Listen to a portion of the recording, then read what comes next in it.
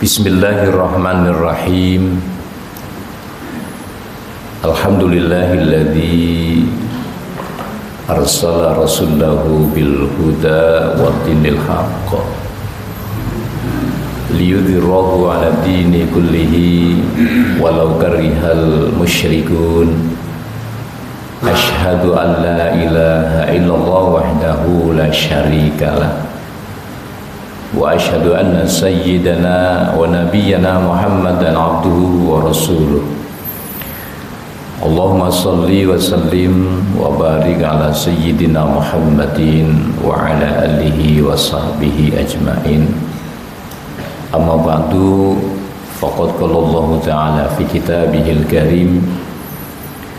A'udzu billahi minasy syaithanir rajim. Bismillahirrahmanirrahim. Inna a'tainakal kautsar fasholli lirabbika wanhar. Wa qala Rasulullah sallallahu alaihi wasallam, ya ayyuhan nas, inna ala kulli ahli baitin fi kulli amin udhiyah.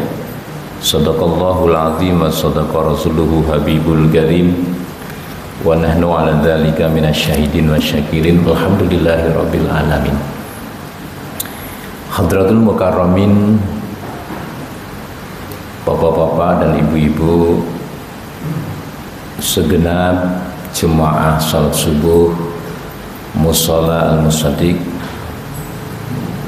yang saya hormati Ketua Dewan Mushola, yaitu Bapak Haji Suwoto, yang saya hormati Bapak Haji Furqon, Bapak Wawan, Pak Anjar, dan bapak-bapak yang hadir di kesempatan taklim pagi hari ini, serta ibu-ibu yang tidak bisa kami sebutkan satu persatu, tidak mengurangi rasa hormat kami di kesempatan pagi hari ini. Puji dan syukur marilah sama-sama kita panjatkan kehadirat Allah Subhanahu wa Ta'ala yang senantiasa memberikan kepada kita dengan berbagai nikmat dan karunia-Nya, sehingga di kesempatan ini dan di setiap saat melekat di dalam hati kita iman serta kecintaan dalam rangka untuk senantiasa memperbaiki diri dan merawat serta memelihara ibadah-ibadah fardiyah yang kita lakukan. Tentunya ini adalah nikmat yang sangat besar, nikmat yang diberikan oleh Allah. Mudah-mudahan ini semua menjadi orang-orang yang akan mendapatkan jaminan keselamatan dari Allah minad dunya ilal akhirah. Amin ya rabbal alamin.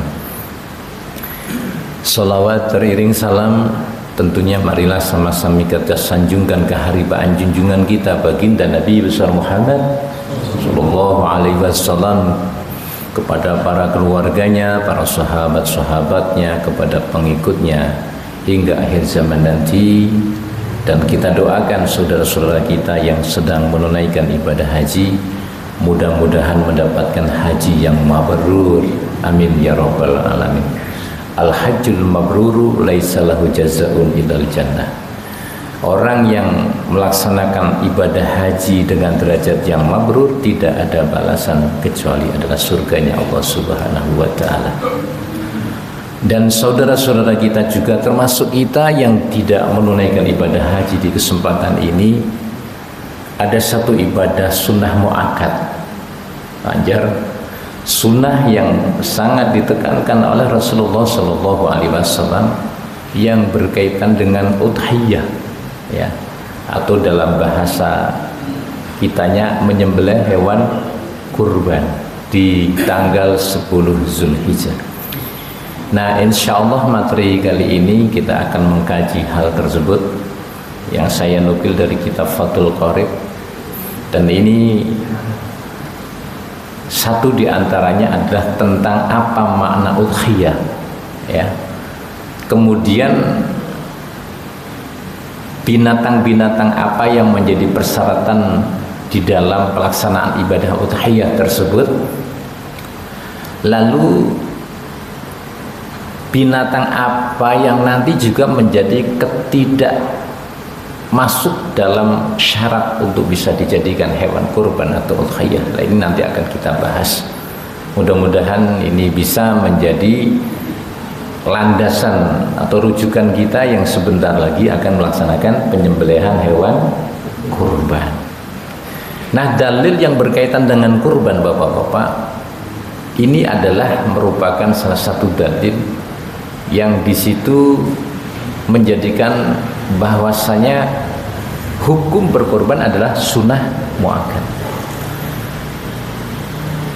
Dari hadis riwayat Abu Dawud, Rasulullah Shallallahu Alaihi Wasallam bersabda, ya ayuhan nas, wahai manusia, ya, inna ala kulli ahli baitin, sesungguhnya setiap ahli rumah, ya, ahli rumah maksudnya satu keluarga itu, Pak, entah bapaknya, entah ibunya, atau anak-anaknya yang punya kemampuan, itu disunahkan fi kulli amin udhiyah, setiap tahun untuk berkorban, ya. Jadi kalau bapak-bapak berkorban satu kambing misalnya, maka secara keseluruhan dari keluarga dapat pahala, Pak. Jadi bukan hanya yang korban, ya. Misalnya Pak Tanuri korban kambing nih, yang dapat pahala bukan hanya Pak Tanuri saja, tapi anggota keluarga ahlinya, anaknya, istrinya dapat pahala.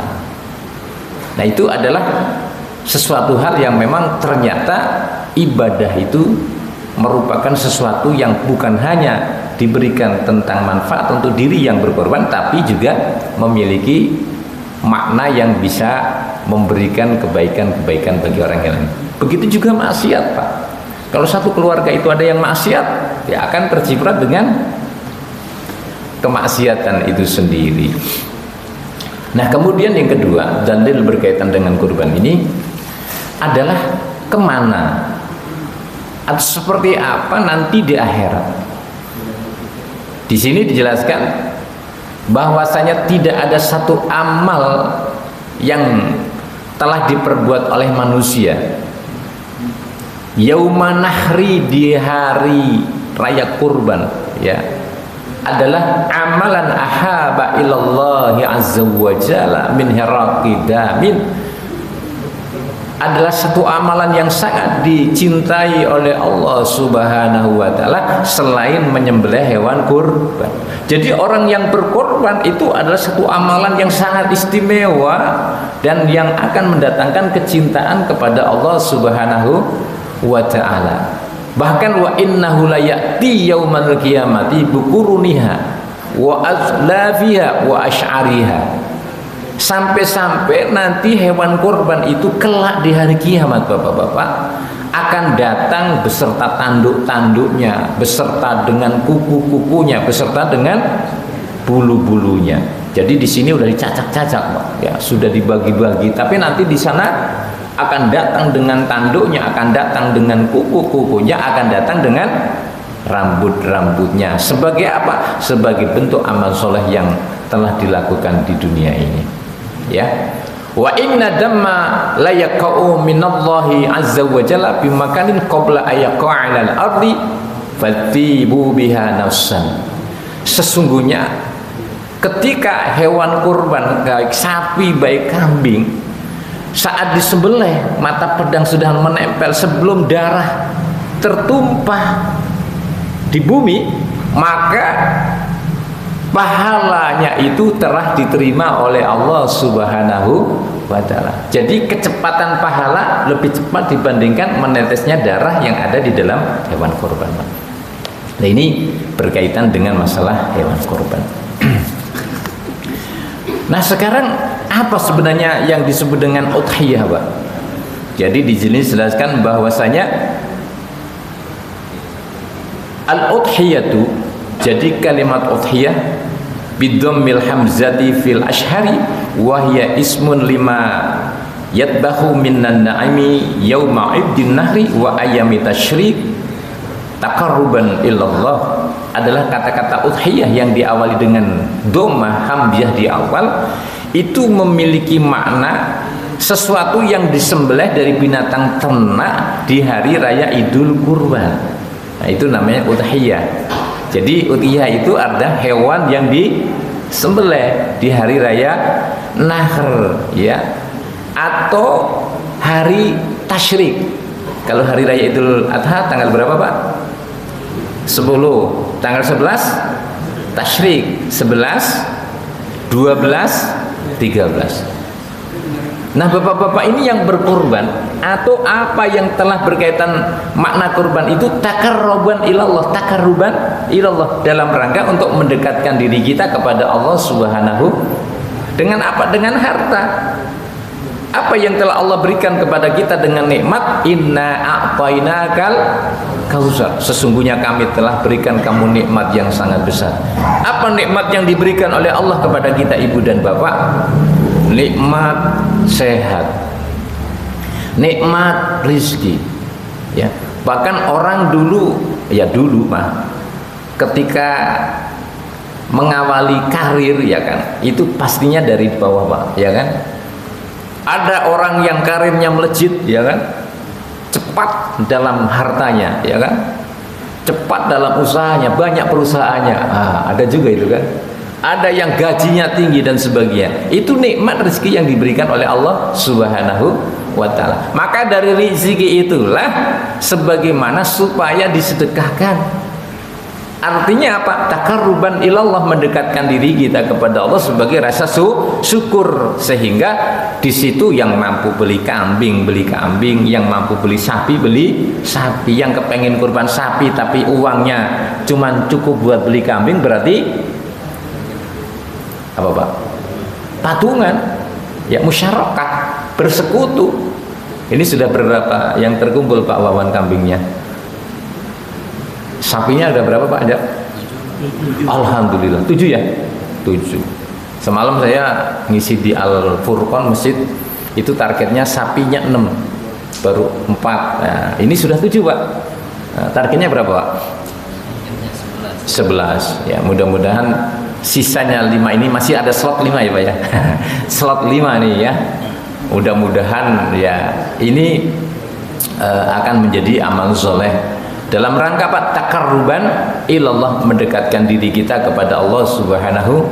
Karena harta yang sudah disedekahkan itu gak akan sia-sia, Pak.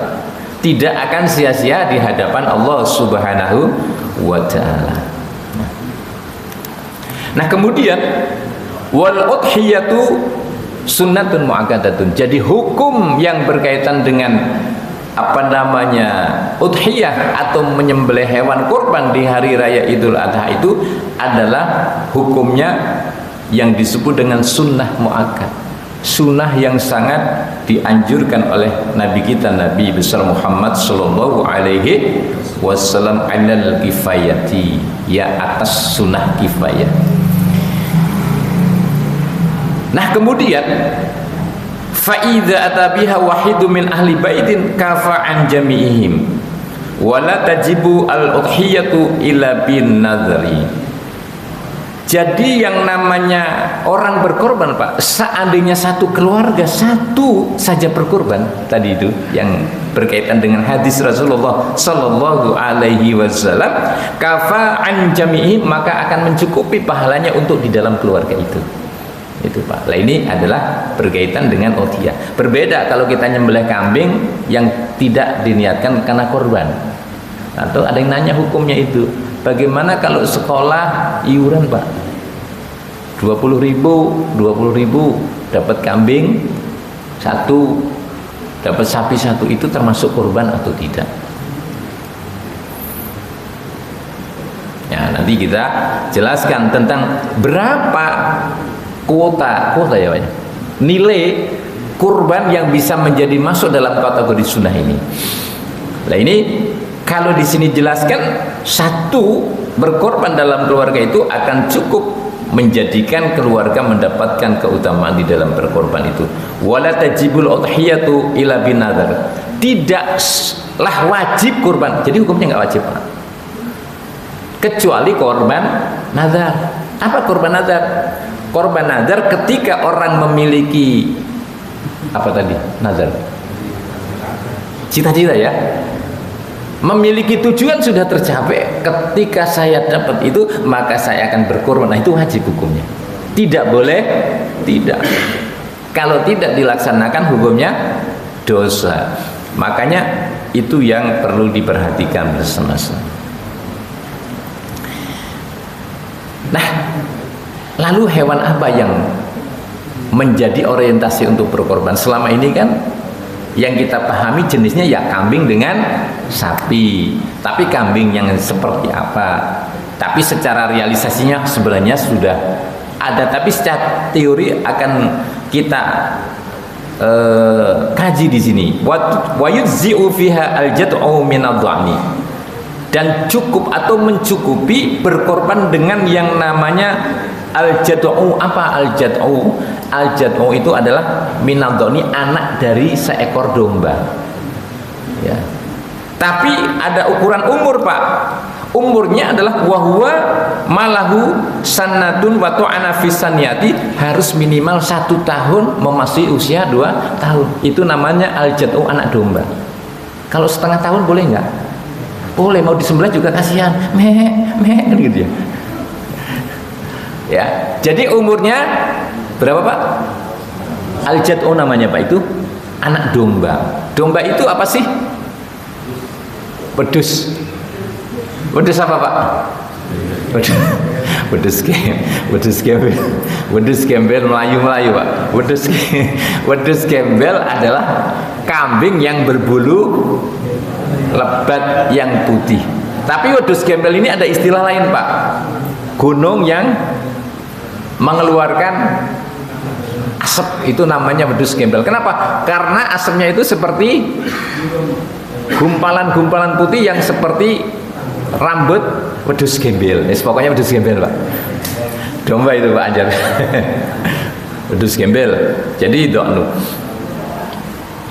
Nah, pertama adalah anak domba. Yang kedua, wasaniyu, umur minal ma'zi, daripada minal ma'zi itu adalah kambing kacang. Kambing kacang, Pak. Kambing kacang, kambing seperti apa? Kambingnya kecil, ya.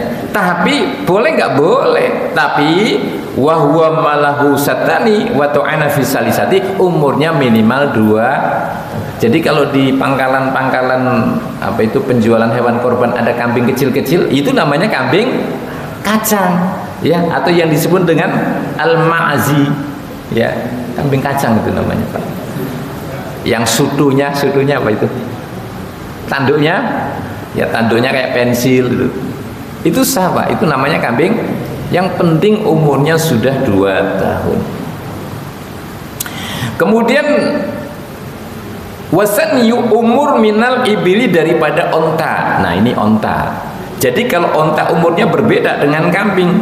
Malahu khamsu sinina wa tu'ana fi sadisati, harus minimal 5 tahun sampai menunjukkan 6 tahun. Tapi di Indonesia kurban dengan onta jarang, Pak, ya. Ada onta nggak di Indonesia? Ada. Di mana? Ragunan. Ambil di sebelah. Ya. Di sini kayaknya nggak cocok untuk ternak onta, Pak. Karena ternak onta itu untuk di padang gurun, padang pasir yang sangat luas. Jadi onta seperti itu.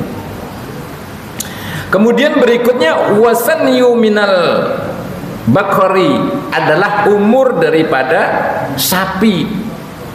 Malahu satani wa tu'ana fi salisati, adalah kalau sapi itu umurnya minimal 2 tahun. Minimal 2 tahun, Pak, ya. Minimal 2 tahun fi salisati, memasuki tahun yang ke-3. Jadi sapi itu pun macam-macam, Pak. Ada sapi udah tua tapi kecil.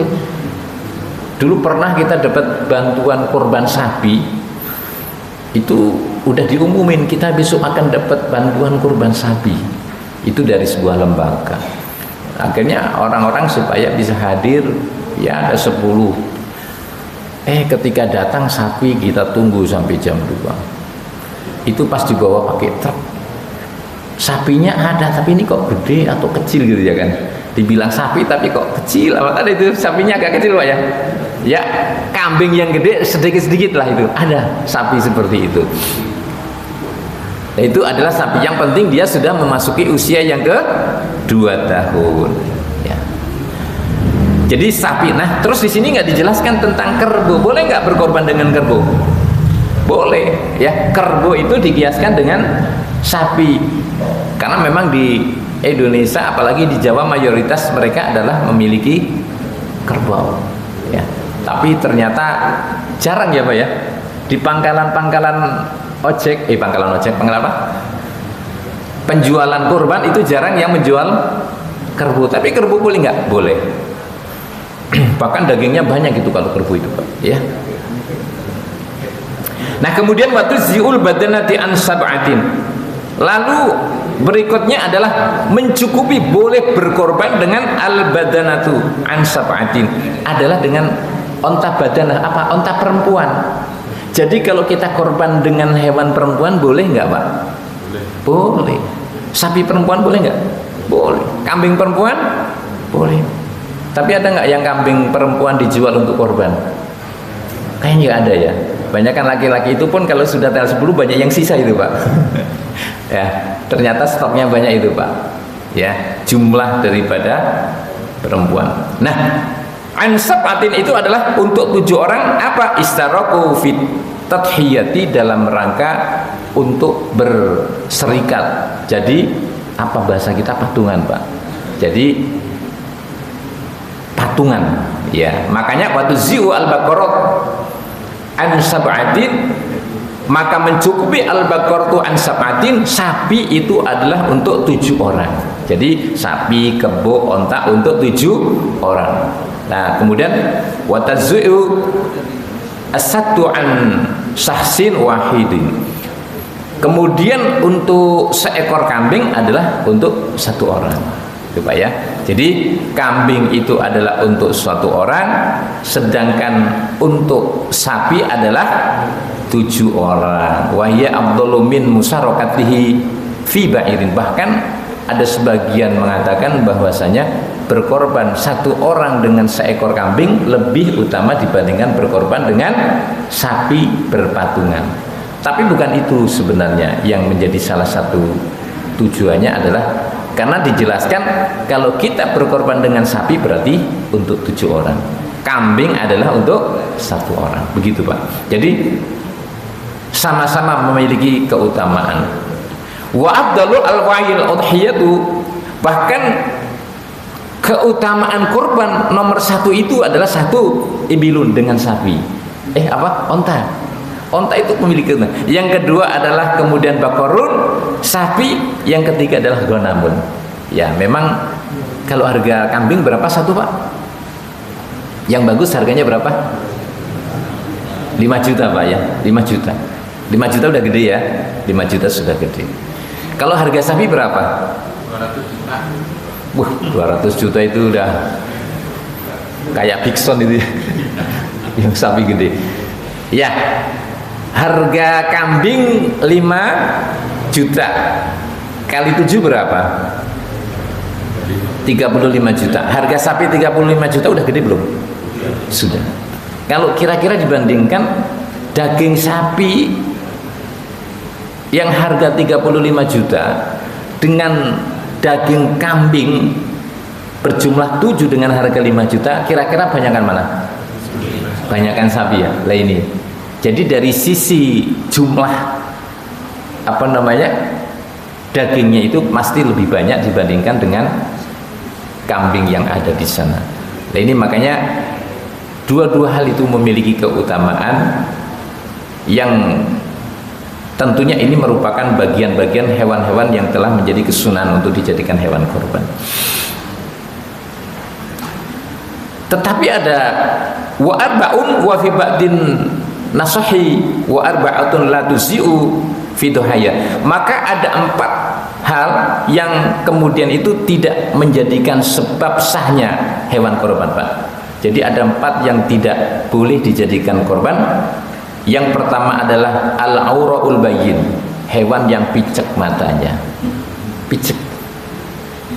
Ya, bagaimana piceknya? Ya jelas dia piceknya walaupun ada matanya tapi nggak ngelihat. Nah, mungkin kena penyakit apa namanya itu? Katarak ya. Bisa jadi kambing kena katarak Pak. Karena kambingnya kebanyakan makan gorengan kali.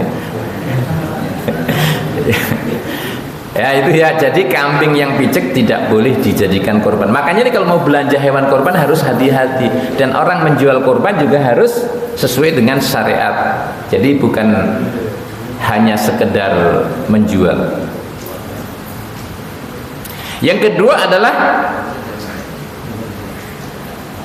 hewan yang pincang, ya. Hewan yang pincang, al-bayunu arjuha, dan pincangnya itu benar-benar pincang. Walau karena sekalipun pincangnya itu karena sebab ketika mau disembelih, ya, kemudian pada saat mau dirobohkan tiba-tiba patah kakinya, Pak, itu nggak sah jadinya, Pak. Atau kambing sapi sudah dibeli diturunin dari truk, keselempet, itu harus diganti, Pak. Harus diganti. Keselempet apa sih? Keselio, itu kan cacat, ya. Nah itu harus diganti dan tidak sah untuk dijadikan korban karena termasuk daripada cacat. Kemudian yang ketiga adalah al-maridatu al-bayinu maraduha, hewan yang sakit. Walaupun sakitnya tidak menyebabkan kalau dimakan menjadi penyakit bagi yang makan, tapi memang hewan itu sakit, kan kasihan hewan sakit mau disembelih. Dituntun aja begini, gini. Makanya yang bagus adalah hewan yang berontak, Pak. Itu bagus. Gagah berarti kan? Nanti bawa bapak-bapak di Siratal Mustaqim itu kenceng, Pak. Nah itu ya. Jadi hewan-hewan tersebut itu adalah tidak sah untuk dijadikan korban. Kemudian yang keempat adalah warabiu al-ja'fa'u, adalah hewan yang kurus. Jadi bukan sispek, Pak. Sispek itu kan orangnya kurus. Hewan kurus, kenapa? Yang benar-benar kurus karena nggak ada dagingnya. Ini pas dilihat ini kok iganya iga semua gitu kan. Pas disembelih nanti isinya jadi sop iga, Pak. Nah, itu tidak boleh dijadikan untuk menjadikan hewan korban. Nah, kemudian berikutnya adalah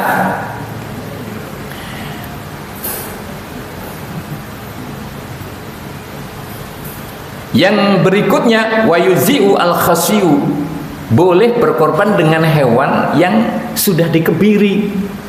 Ada nggak hewan yang dikebiri? Ada. Apa Tanuri dikebiri dia apain itu? Ya pokoknya hewan yang dikebiri itu sah, Pak, untuk dijadikan korban. Bahkan itu bisa gemuk sekali. Termasuk al-maksurul korni,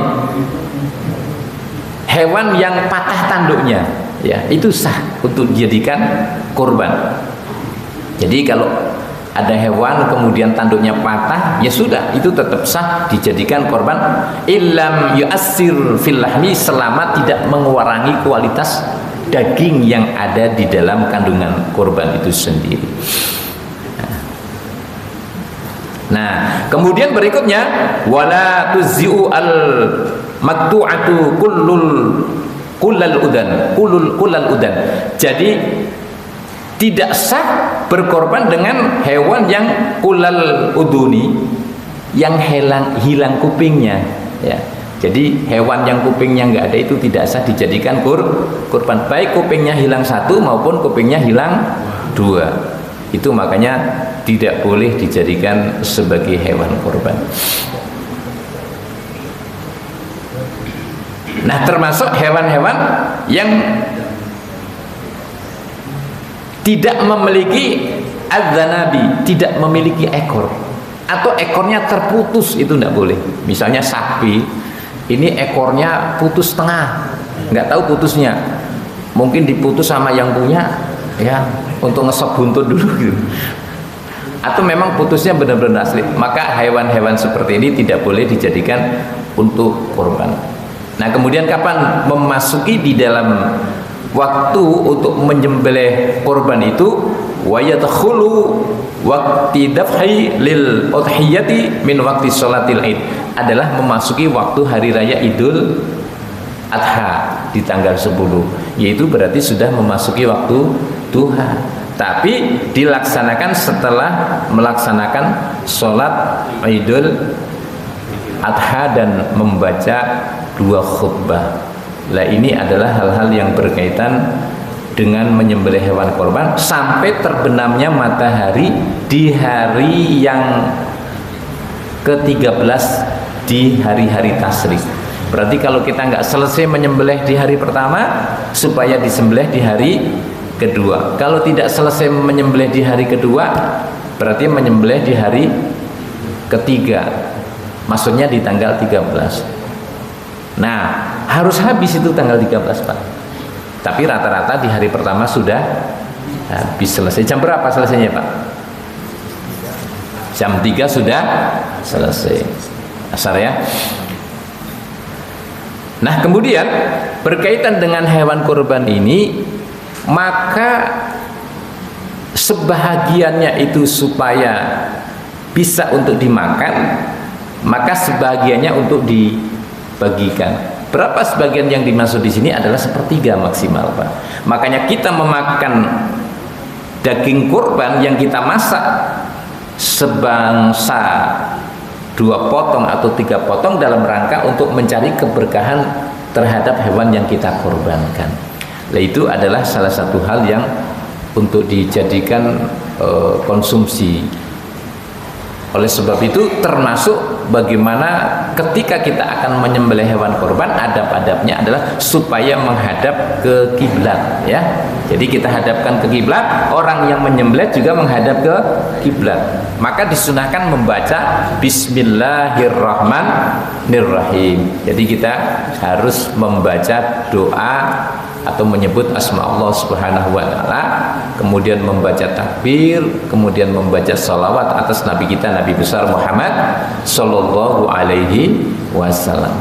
Nah, kemudian di sini juga kita membaca doanya, Allahumma haddihi minka wa ilaika fataqabbal minni ya karim. Ya Allah, ini dari Engkau dan ini untuk Engkau, maka terimalah kurban dariku ya karim. Nah, orang-orang yang mampu menyembelih hewan korban secara sendiri, yaitu lebih bagus. Tapi kalau nggak mampu, ya titipkan kepada panitia. Makanya orang yang menitipkan hewan korban itu supaya nanti disiapkan biayanya, Pak. Jangan sampai mengambil biaya upah dari hewan itu. Sebab apa? Kalau kita nyembelih sendiri kan nggak mampu waktunya, ngelolanya, mendistribusikannya, maka panitia nanti juga bisa menyampaikan, Pak Wawan, kepada mereka-mereka yang akan berkorban. Nah, orang-orang yang berkorban inilah, maka dengan tujuan supaya ini menjadi bagian sunnah muakkad yang telah dilaksanakan dalam rangka untuk meraih kedekatan kepada Allah Subhanahu wa ta'ala. Termasuk rukun-rukun di dalam menyembelih itu ada 4. Satu adalah pekerjaan orang yang menyembelih, ya. Ini makanya harus paham, Pak. Orang yang menyembelih harus orang yang paham, ya. Tapi kalau nggak paham bisa kabur nanti, takut. Yang kedua adalah dzabih, orang yang menyembelih. Yang ketiga adalah ada hewan yang disembelih. Ada yang nyembelih tapi hewannya kagak ada, mau nyembelih apa? Maka hewan kurbannya harus ada dulu itu, Pak, dipersiapkan. Lalu yang keempat, alat untuk menyembelih. Jadi alatnya harus tajam, ya, jangan sampai nggak tajam. Karena menyembelih adalah memotong hulkum, jalan nafas, atau mar'i atau mari, jalan makanan. Itu yang diputus. Sehingga ketika sudah diputus itu, hewan ini maka akan mengeluarkan darah secara sempurna. Sehingga hewan-hewan korban yang meronta-ronta kemudian disembelih itu sangat bagus sekali. Kenapa? Dipompa darahnya dengan jantung sehingga keluar semua. Nah, itu bapak-bapak sekalian yang berbahagia. Nah, ini mungkin barangkali distribusi daging itu kemana saja, bapak-bapak, ya. Orang kaya boleh, ya. Fuqara wal masakin yang memang diutamakan. Kemudian non muslim juga dipersilahkan, karena ini adalah sebagai bentuk ibadah sosial di dalam Islam, kepedulian kita kepada masyarakat. Saya kira itu, Pak Anjar, ya.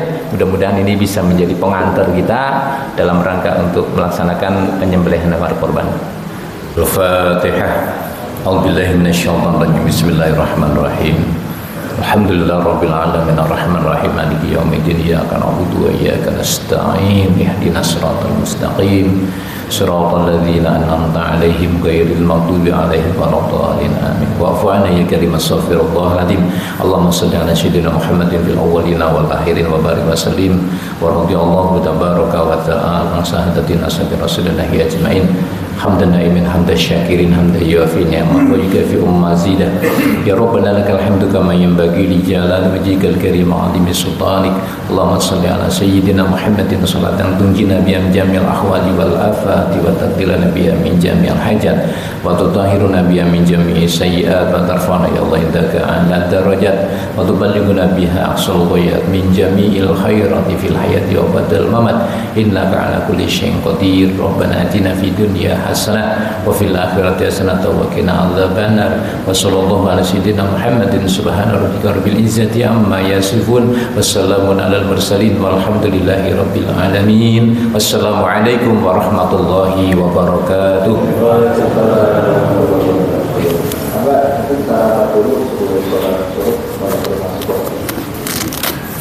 Masih ada waktu sudah masuk.